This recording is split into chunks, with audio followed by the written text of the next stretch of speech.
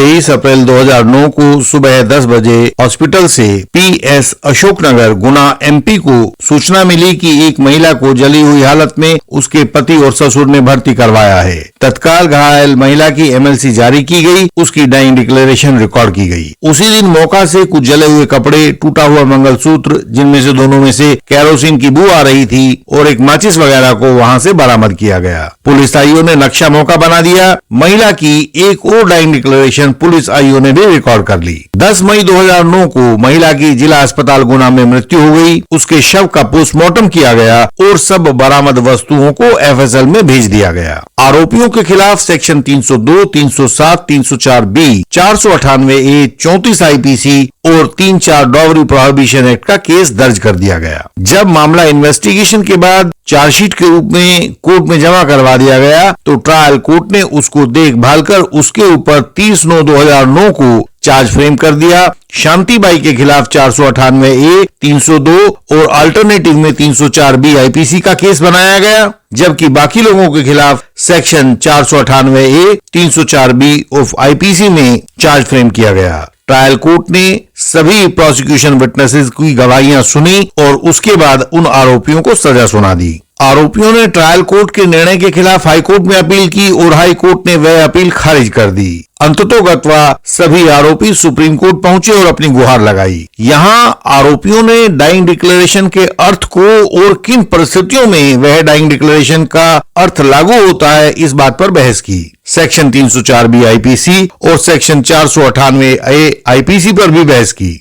इन सब बातों को सुनकर सुप्रीम कोर्ट ने निर्णय दिया। आपके लिए निर्णय से अधिक महत्वपूर्ण वे कानून होते हैं जो उस निर्णय को देते समय सुप्रीम कोर्ट जिन कानूनों को पारित करता है वही भविष्य के कानून बनते हैं। इसीलिए आज के इस निर्णय से हम यह सीखेंगे कि डाइंग डिक्लेरेशन का अर्थ क्या होता है और उसका महत्व क्या होता है। दूसरी बात हम जानेंगे कि डाइंग डिक्लेरेशन की वे कमियां कौन सी होती हैं जिसके बाद उसको माना नहीं जा सकता है। अंतिम बात हम यह देखेंगे कि सेक्शन 304 बी आईपीसी और सेक्शन 498 ए आईपीसी पर सुप्रीम कोर्ट ने क्या फैसला दिया।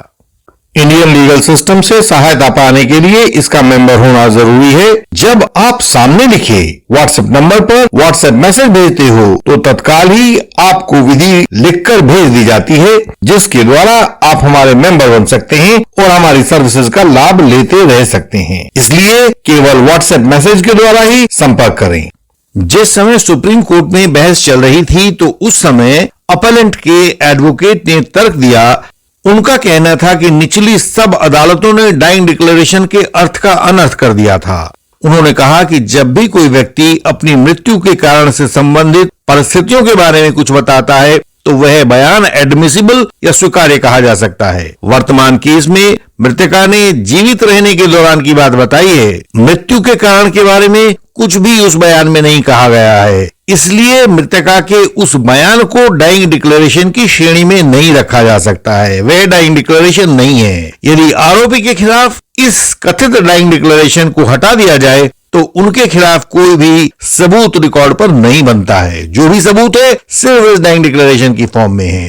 तो इस डाइंग डिक्लेरेशन के स्वभाव को, उसके चरित्र को, उसकी अप्रोच को, उसके स्कोप को, उसके एम्बिट को सुप्रीम कोर्ट के द्वारा स्पष्ट किया जाए, यही उन लोगों ने सुप्रीम कोर्ट से गुहार लगाई। यहाँ हम सब व्यूअर्स के लिए बताते हैं कि अंग्रेजों में एक विश्वास हुआ करता था कि मरता हुआ आदमी कभी झूठ नहीं बोलता है। अतः जब अंग्रेजों के अधीन होते हुए भारत का एविडेंस एक्ट बनाया गया तो उसके सेक्शन 32 में किसी व्यक्ति द्वारा अपनी मृत्यु के कारण के संबंध में दिए गए बयान को सामान्य भाषा में डाइंग डिक्लेरेशन कहकर उसके ऊपर कानून बना दिया है। इस सेक्शन 32 में डाइंग डिक्लेरेशन को एक रेलिवेंट फैक्ट माना गया है। रेलिवेंट को हिंदी में हम प्रासंगिक कह सकते हैं या उससे संबंधित वगैरह कुछ ऐसा कहा जा सकता है। तो कानून के अनुसार यदि कोई व्यक्ति मरने से पहले अपने मृत्यु के कारण के संबंध में कुछ बात बताता है तो वह बात प्रासंगिक मानी जाएगी।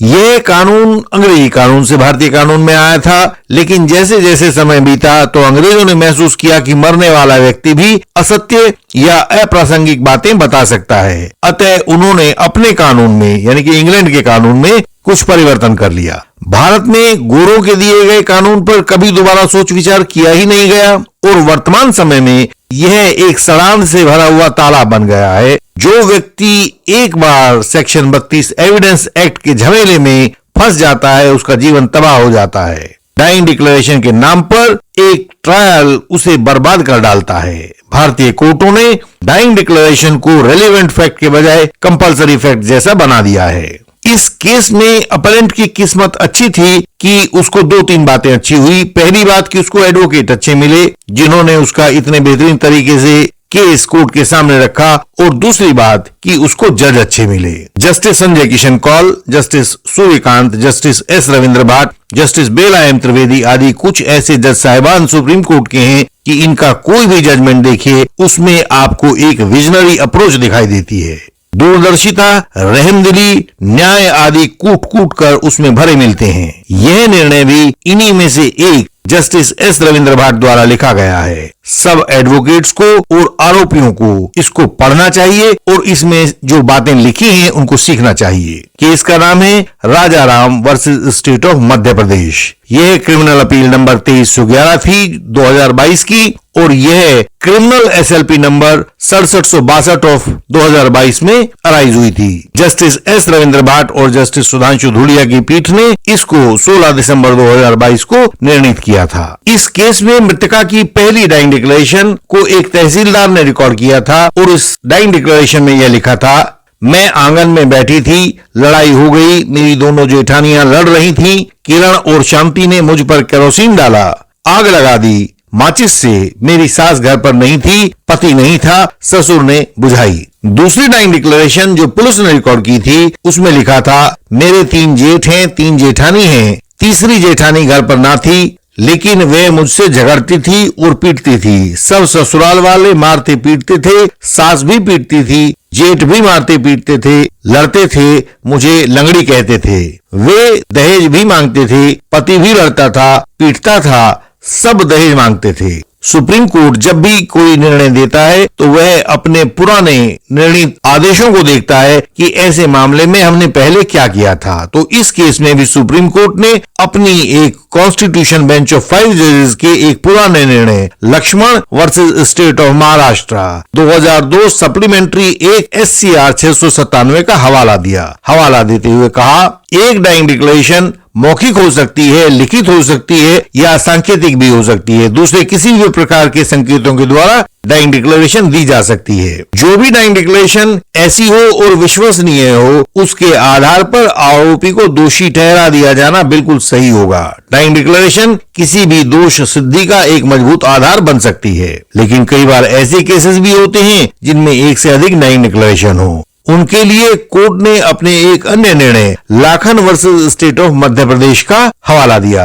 Lakhan versus state of Madhya Pradesh 2010 9 SCR 705 पर दिया गया है। इस निर्णय में कहा गया था कि एक विश्वसनीय डाइंग डिक्लेरेशन के लिए जरूरी है कि वह उस समय रिकॉर्ड की जाए जब मृतक फिजिकली और मेंटली बिल्कुल फिट हो, अर्थात डॉक्टर का mental and physical fitness certificate उस डाइंग डिक्लेरेशन के साथ लगा होना बहुत जरूरी है। जिस समय यह डाइंग डिक्लेरेशन रिकॉर्ड की जा रही हो तो उसके देने वाले पर कोई भी सिखाया पढ़ाया हुआ तथ्य काम न कर रहा हो, दबाव काम न कर रहा हो, या किसी का उकसाया हुआ, चढ़ाया हुआ, सिखाया हुआ ऐसा कोई भी तथ्य उस पर काम न कर रहा हो, तो ऐसी स्टेटमेंट के लिए किसी बाहरी सपोर्ट की या कोरोबोरेशन की जरूरत नहीं है। सीधा सा उस डाइंग डिक्लेरेशन को मानते हुए उसके आधार पर आरोपी की दोष सिद्धि की जा सकती है। वर्तमान केस के बारे में सुप्रीम कोर्ट ने कहा कि स्वयं हाईकोर्ट ने भी पुलिस आईओ द्वारा रिकॉर्ड की गई दूसरी डाइंग डिक्लेरेशन को अस्वीकार कर दिया था, क्योंकि उसके लिए तो डॉक्टर से भी फिटनेस सर्टिफिकेट तक नहीं लिया गया था, जबकि फिटनेस सर्टिफिकेट लिया जाना जरूरी है। इसके बिना किसी भी डाइंग डिक्लेरेशन को रिकॉर्ड करोगे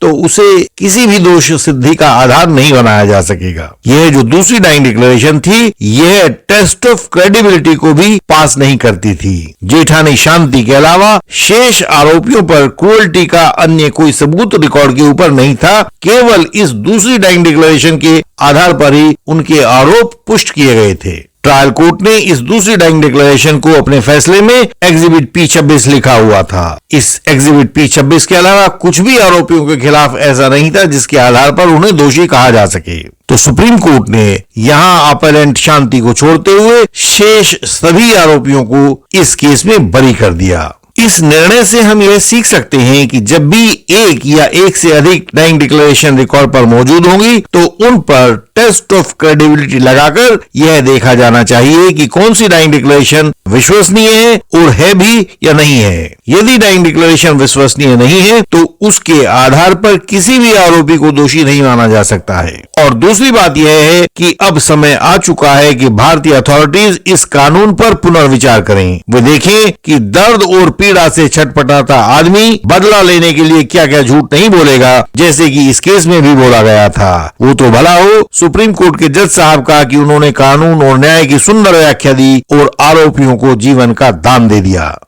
आपकी तरह बहुत से व्यूअर्स कानून को लेकर भ्रम के शिकार हैं। उन्हें नहीं पता कि सही रास्ता क्या है। उनके वकील उनसे बात छुपाते हैं, कोर्ट में उनकी बात सुनी नहीं जाती है। ऐसे में आप अपनी मुश्किल को हमसे पूछकर हल कर सकते हैं। हम अपने मेंबर्स के लिए कानून का पथ प्रदर्शन करते हैं, उनके लिए कंसल्टेशन देते हैं, रिटर्न कंसल्टेशन देते हैं, इंटेंसिव कंसल्टेशन देते हैं। Bail, print, cross examination, reply, pleading, arguments आदि में हम अपने क्लाइंट्स की सहायता करते हैं। यदि आप नए एडवोकेट हैं तो भी हम आपका पूरा सहयोग करते हैं और आपको कोई मुश्किल नहीं आने देते हैं। सारे भारत देश से केसेस, सवाल, सहयोग की पुकार हम तक आती है और हम उसे पूरा करने में जुटे रहते हैं। हम आपकी सहायता भी करेंगे। आप हमें अपनी मुश्किल तो बताइए, हम इसके लिए प्रणबद्ध हैं। आप हमें अपनी कानूनी जरूरतें बताएं। हमारी वेबसाइट है indianlegalsystem.org। इस पर सभी महत्वपूर्ण जानकारियां आपकी सरल भाषा में दी गई हैं। उन्हें पढ़ें और सीखें। आपका ज्ञान आपका हथियार है। इस चैनल की हर एक वीडियो में फॉल्स एलिगेशन से बचाव की युक्ति दी गई है, उसे देखें, वह आपकी सहायता करेगी। इस चैनल को लाइक करें, शेयर करें और सब्सक्राइब करें। बेल आइकन को प्रेस करें ताकि कोई नई वीडियो आपसे छूट न जाए। हम आपसे अगले वीडियो में फिर मिलेंगे। तब तक के लिए प्रणाम।